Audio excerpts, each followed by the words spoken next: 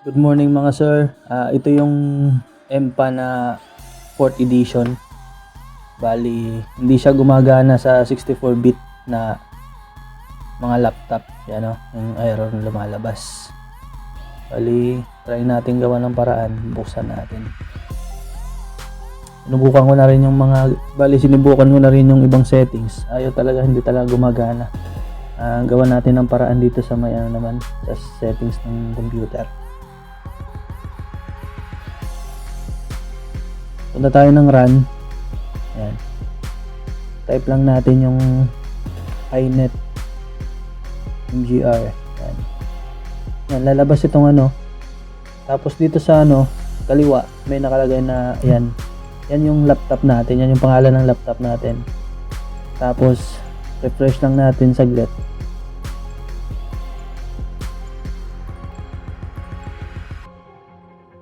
Ayan. Tapos dito, i-click natin yan. May lalabas na application pools. Yan. Yan. Tapos dito sa may kanan, yung add application pool. Diyan tayo gagawa ng settings. Pindutin. Tapos pangalanan lang natin to ng 32-bit. Okay. Tapos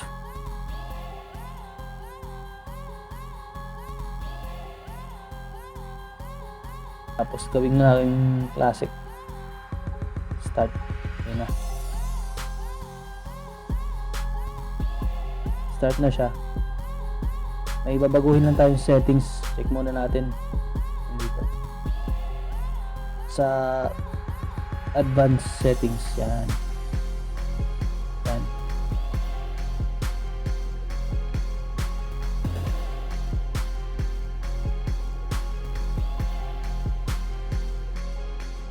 Dito sa may box na to, may nakalagay na enable 32-bit applications. Bali, yung papalitan natin yung yung value. Nakalagay kasi false. Try natin. Palitan natin ng true. Pindutin lang, tapos may lalabas yan. Gawin natin true. Tapos okay, tapos palitan din natin yung idle time 200. Okay, 200. Up.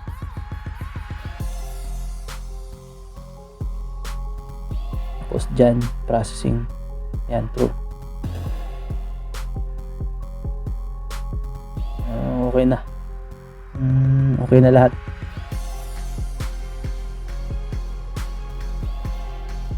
Bali, mabilisang restart lang to. Restart natin yung laptop natin. Few moments later.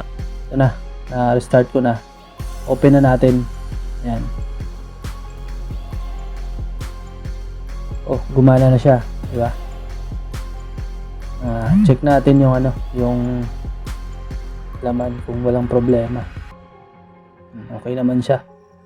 Maano naman siya. Magana. Hindi lang siya mapalaki. Ganito lang talaga yung size niya. Kaya okay na rin kaysa wala. Kaysa magbuklat-buklat tayo ng makapal na libro para hanapin lang yung mga gamit na kailangan natin request. Mas okay pa to. Kasi mas-search mo yung pangalan niya kung or mga pictures niya.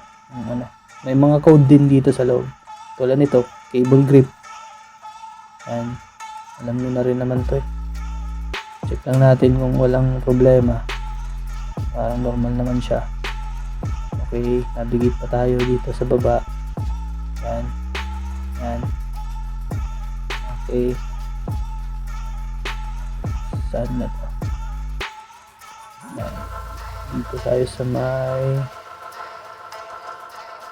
hardware. Ano ba ito? Hardware na ito. Mga hinges. Okay. Ayan. Mga pinto. Tapos na tayo sa nautical equipments. Ayan. Chart room, compass. Ayan. Parang nandito lahat.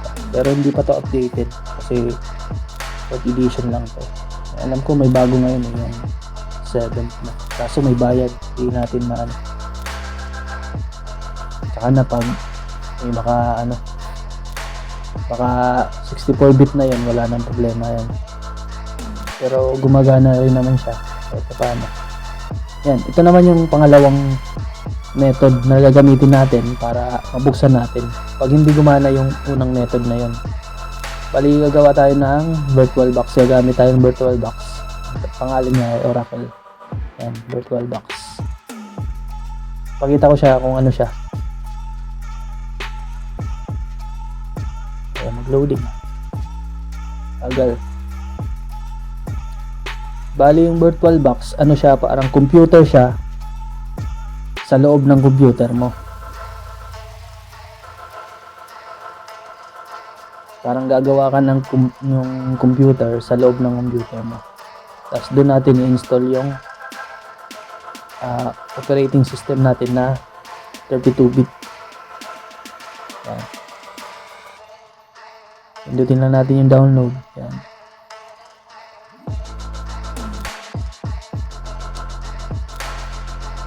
May lalabas na yung download. Sige pa. Yan. Pipili ka kung ano mo platform, Windows or Mac or Solaris o Linux.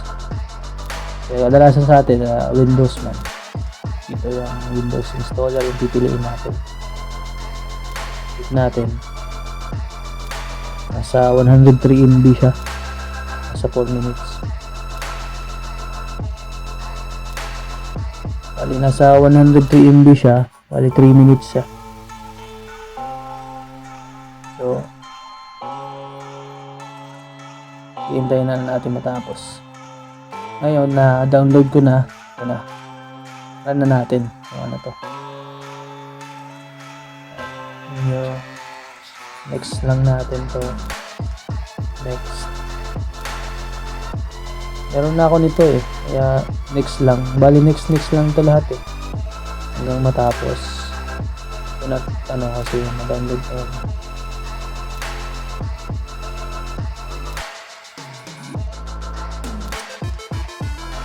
Tapos buksan na natin yung yung Oracle. Yan.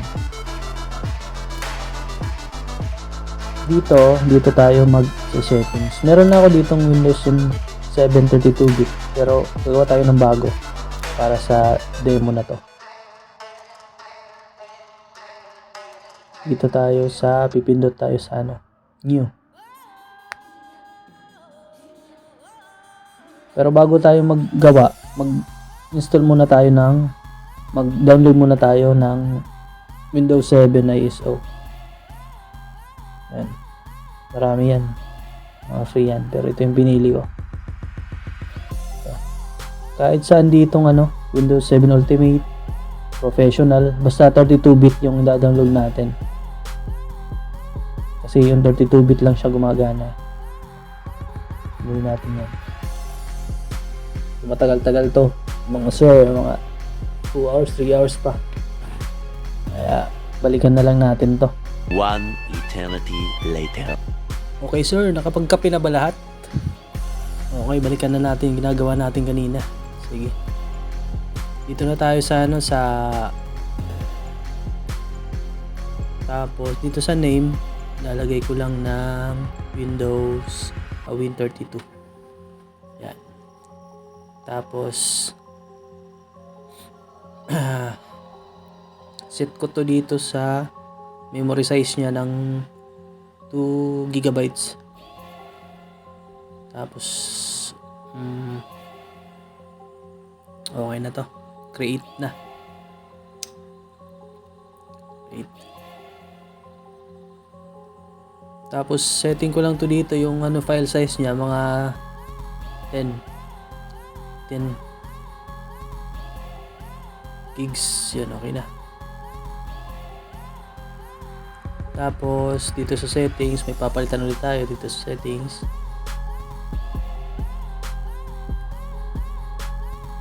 Dito sa my description, saan ba tayo? Processor, kasi 4 core ko laptop. Bali gagawin kong 2 cores. 8 Windows 32.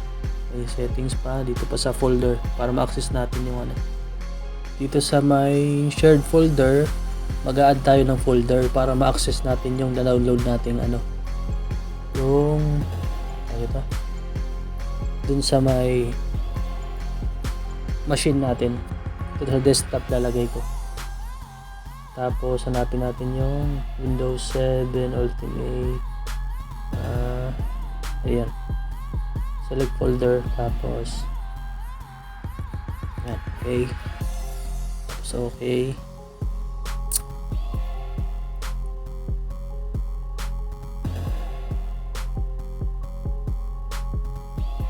Okay.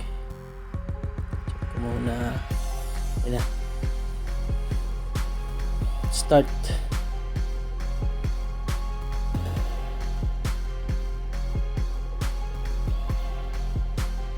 Ito na. Dito sa may select startup disk, choose natin yung add. Tapos hanapin natin kung saan nakablagay yung na-download nating OS na Windows 7. Sa desktop ko nilagay. Saan ba yun? Ayun. Ito. Yan. 32-bit. Open. Tapos hanapin dyan sa baba. Yan. Choose. Okay. Start na natin to. Okay na to. Start. Matagal-tagal to, kaya natin, fast forward natin to.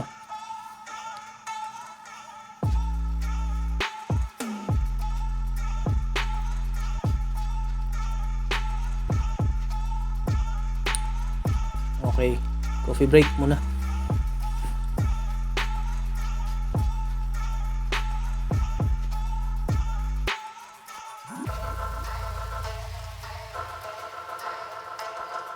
Customs, piliin natin customs.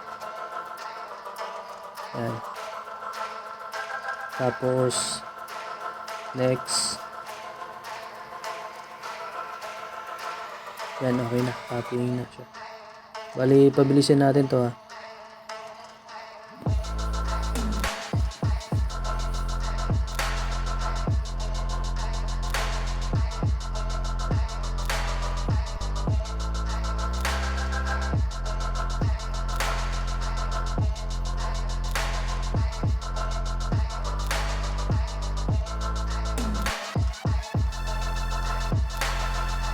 okay, nag-start na siya. Start. Continuation pa to.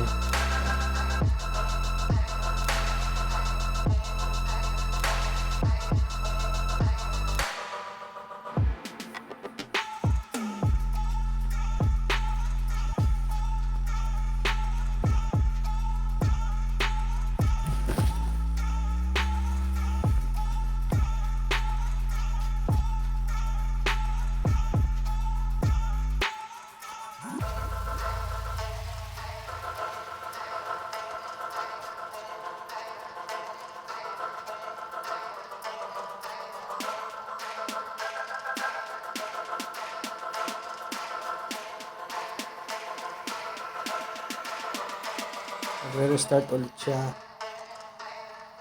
Ayan. Ayan, starting Windows na.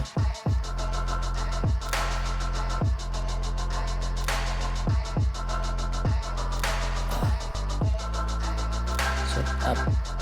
Okay.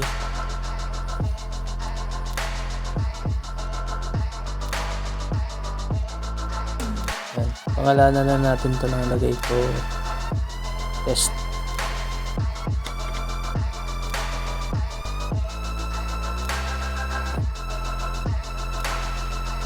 Password, hindi ko lalagyan ng password para next lang.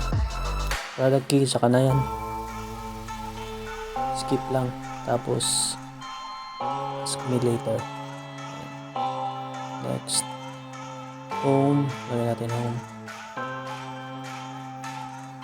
And setting up na.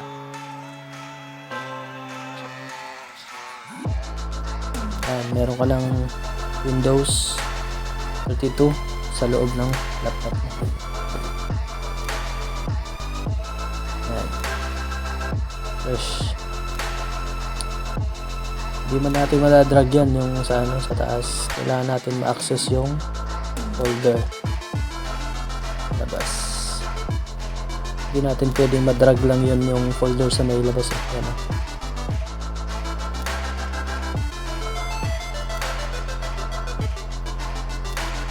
Mana siya. Yan. Yan na siya. Dito natin bubuksan na yung yung EMPA.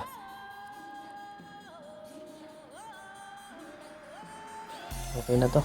Check na natin kung walang problema sa sa mga buttons niya. Kung gumagana naman lahat okay na to. Check natin. Hindi naman siya.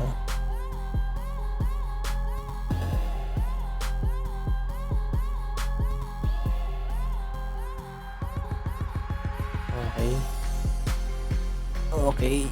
Yan, mga couplings.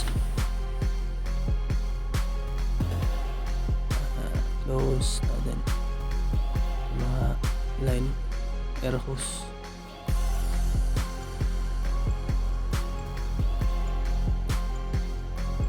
Okay na to.